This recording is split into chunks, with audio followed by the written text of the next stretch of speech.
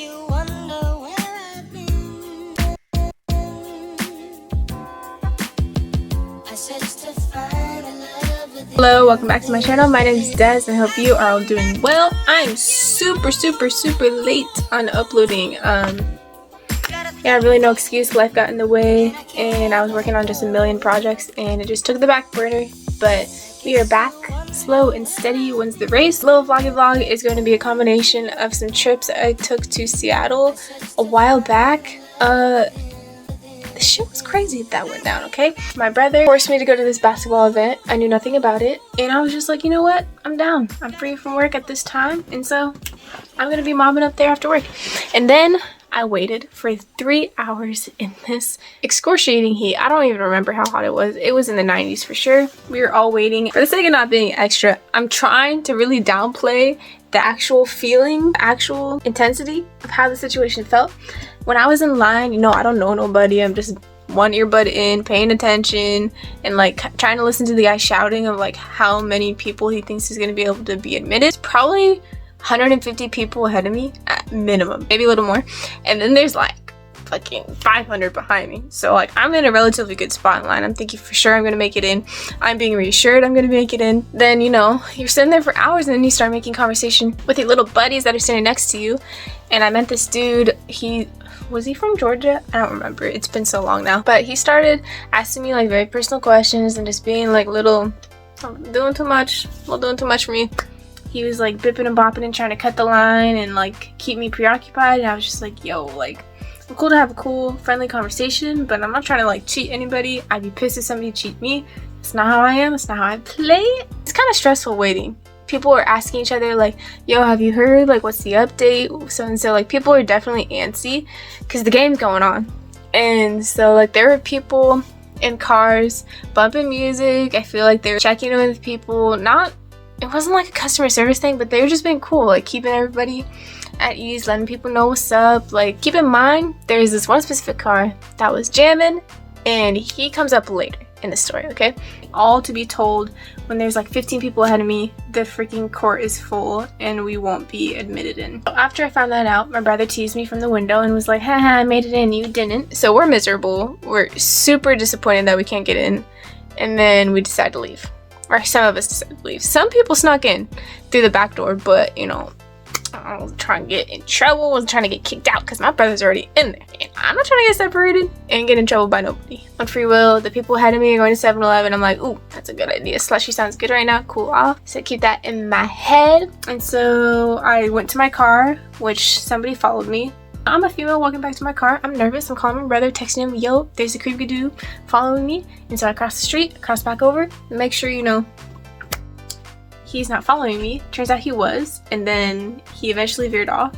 I got to my car, I went to the 7-Eleven, and there's this particular car I noticed. It was a Porsche, and he was one of the guys that was booming music, and we were jamming to that music while we were waiting in line, and he looked like he knew people and looked like he was able to leave the event and come in freely. So I figured, you know, he's got a pass of some sort. I don't know who nobody is anymore. I don't pay attention to sports anymore. 7-Eleven, I came out, got my slushie. I picked up some drinks for my brother because we were dying of dehydration and thirst. And then he caught me outside and was like, hey ma'am, your shoes untied. I always lace my shoes up and strap them. That's just me. I don't like having my Air Forces loose. I like to feel my shoe real tight, snug. And I fell for it. I looked and I was like, ah, man, you got me. And then he was talking about some weed stuff, talking about where I was from, and just made like a personal connection. Turns out he got me into the game because he was an NBA player back in the day. And I didn't know who he was. I was just like, you can get me in? Cool, because I got to meet up with my brother. And I was like, that's cool, because I thought I wasn't going to be able to go in. And we went in the media door where all the players go by. And I was passing hella people, and I'm sure if I knew any of these people, I would have been flabbergasted, but I didn't. So I was just like, he was like, it's cool, just go in. Nobody's gonna ask you questions. If so, you're with me. And I was like, say less. Like, shoot, this is gonna be a breeze. And so I went behind the media, and then I was trying to find my brother across the freaking court, like thousands and thousands of people. Eventually I find him, and keep in mind, it is hotter than fuck. This is over capacity. We're sweating So dripping sweat, all of us, and we're all just like hella close and touching and showering sweat. But needless to say, it was a fun game to watch, fun event. Crazy that NBA player decided to talk to me and decided to let me in. That's all I have to say about that. That was a crazy ass experience.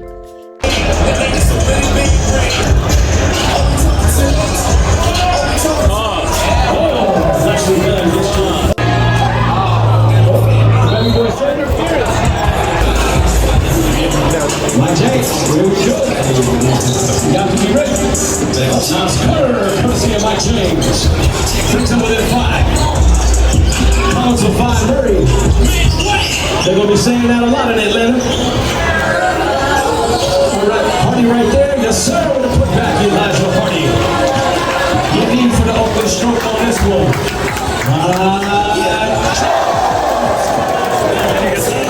No, the guy's head's in the way.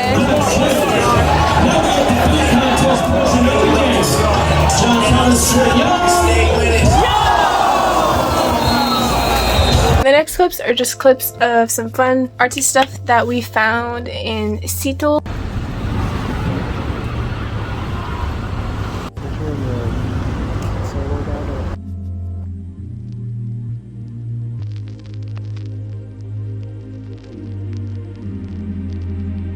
It's no shit fire.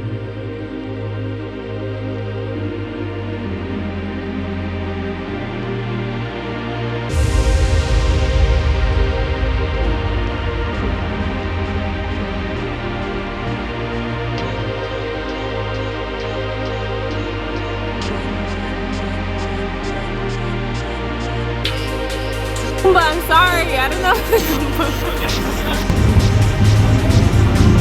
I'm worried,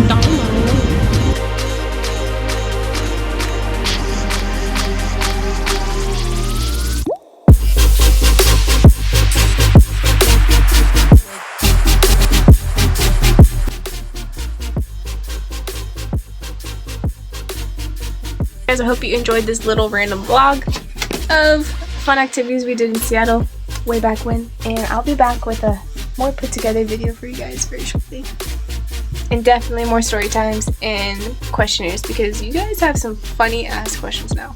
Okay, bye, love you, sorry I'm late. Don't count on me being on time. Just don't. I'm too fucking busy nowadays. Okay, bye, peace. Your Patreon member, I'm so sorry. I will be coming up and filming some more risque story times or whatnot. That way I can make up for the lack of content. Again, I'm so sorry. Please go subscribe over there. It helps a ton.